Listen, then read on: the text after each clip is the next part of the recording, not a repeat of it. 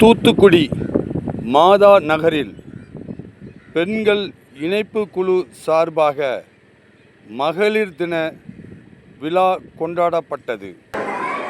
விழா ஏற்பாட்டை திருமதி அருள்செல்வி அவர்கள் ஏற்பாடு செய்திருந்தார்கள். அதன் தீர்மானம் ஐக்கிய நாடுகள் சபையின் பெண்களுக்கு எதிரான அனைத்து பாகுபாடுகளையும் ஒழிக்கும் சர்வதேச உடன்படிக்கை சிடா கண்ணோட்டத்தில் இந்திய நாட்டின் சட்டம், கொள்கைகள் மற்றும் திட்டங்கள் மாற்றி அமைக்கப்பட வேண்டும்.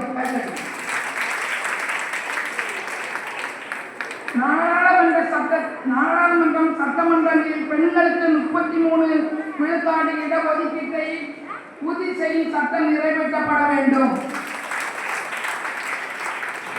அனைத்து துறை வேலை வாய்ப்புகளையும் பெண்களுக்கு 50% இடஒதுக்கீடு அளிக்கப்பட வேண்டும். மத்திய மாநில பெண்கள் ஆணையங்களின் செயல்பாட்டுக்கு போதுமான நிதி ஒதுக்கீட்டை உறுதி செய்ய வேண்டும். குடும்ப வன்முறையின்றி பெண்களை பாதுகாக்கும் சட்டம் 2005 செயல்படுத்த தாலுகா அளவில் பாதுகாப்பு அதிகாரிகளை நியமிக்க வேண்டும். சட்டம் செயல்படுத்த போதுமான நிதி ஒதுக்கீடு செய்ய வேண்டும். பெண்களுக்கான சிறப்பு கூறு திட்டம் ஒவ்வொரு துறையிலும் மக்கள் தொகை விகிதம் அடிப்படையில் 50 விழுக்காடு நிதி ஒதுக்கி செயல்படுத்த வேண்டும்.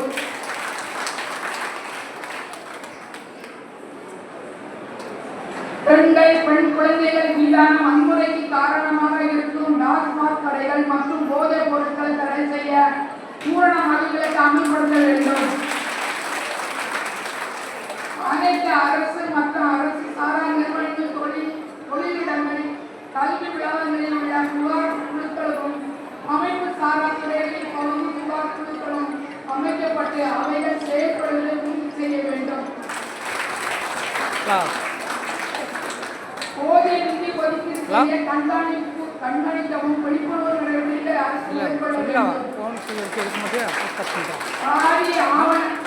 ஆணவ படுகொலைகளை தடுக்க உடனே கிளம்பி வந்துட்டேன். அழைப்புதல் கொடுத்தாங்களா?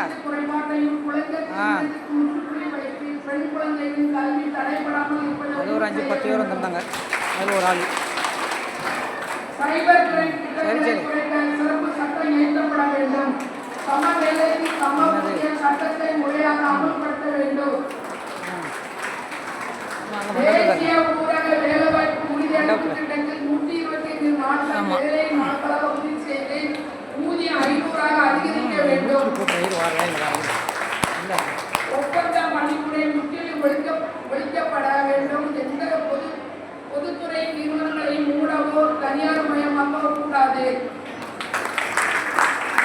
கல்வி மற்றும் வேலை வாய்ப்புகளில் மாற்று பாலின சமூகத்திற்கு இடஒதுக்கீடு வழங்க வேண்டும். 60 வயது பூர்த்தியான அனைத்து முதியோருக்கும் குறைந்தபட்சம் உதவித்தொகை 5000 ரூபாய் வழங்கப்பட வேண்டும். மாற்றுத்திறனாளிக்கு அனைத்துகளில் 8% இடஒதுக்கீடு அளிக்கப்பட வேண்டும். நிர்வாகத்தினருக்கு அனைத்து வாரியங்களில் 50% பெண் பிரதிநிதித்துவத்தை அமல்படுத்த வேண்டும். விவசாயிகளின் தேசிய கொள்கை 2007 பிரிவு 3.2 யார் விவசாயி என்பதை வரையறுக்கிறது. இந்த வரையறுப்பு பெண்களையும் உள்ளடக்கியது என்றாலும் நடைமுறையில் விவசாய அடையாள அட்டை, விவசாய கடன் அட்டை பெற முடியாமல் அரசின் சலுகை மறுக்கப்படுகிறது. ஆண் பெண் பாகுபாடின்றி விவசாய தொழிலில் ஈடுபடும் அனைவரும் விவசாயிகள் என்று திருத்தப்பட வேண்டும். அதான் பெண் விவசாயிகள் சமூக அங்கீகாரத்தை அந்தஸ்தை மேம்படுத்தும். உணவு உத்தரவாதத்தை கேள்விக்குறியாக்கும் மாற்றங்கள் கொண்ட விவசாய தொழில்நுட்ப நிறுவனங்களில் மரபணு மாற்று விதைகளை மற்றும் இடுபொருட்கள் தடை செய்யப்பட வேண்டும்.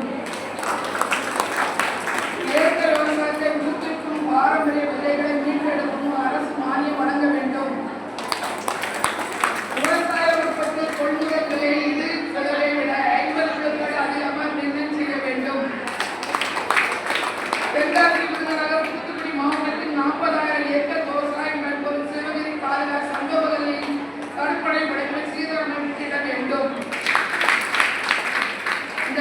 உறுதிமொழியை வச்சுட்டு இதை நம்ம மாவட்ட ஆட்சியரிடம் கொடுப்போம். இப்படிக்கு தமிழ்நாடு பெண்கள் இயக்கம், தமிழ்நாடு ஆதார மையம், தூத்துக்குடி வட்டாரம், தூத்துக்குடி மாவட்டம் நம்ம இந்த உறுதிமொழியின் கோரிக்கையெல்லாம் வச்சு காவல்துறையிடம் கொடுப்போம். ஏன்னா நம்ம எல்லாத்தையும் உள்ளடக்கி இதை நம்ம உறுதிமொழியாக எடுத்துக்கிட்டோம். இப்போது நம்மளுக்கு நன்றி உரை வழங்க திருமிகு சகாயம் கோயில் பிள்ளை அவர்களை மேடை கலைஞர்.